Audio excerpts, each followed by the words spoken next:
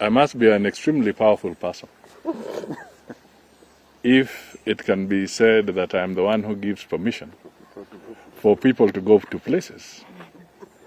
So I would like to make it very clear that Kenyans are free to go to any part of this country, and they should not be seeking permission from anybody. So let that be put to rest. The second thing that I want to say is that I've been more in the media lately for what I have not said rather than for what I have said. But let me say this. I shall always defend the constitutional right of every Kenyan when it comes to the freedom of association.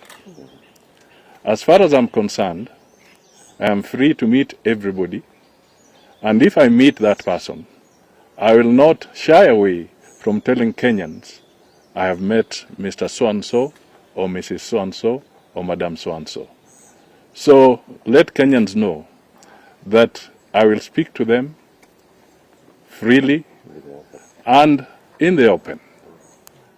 And I want Kenyans to guard their constitutional right appropriately. The freedom of association should not become a political ventilator for the people of Kenya. Thank you.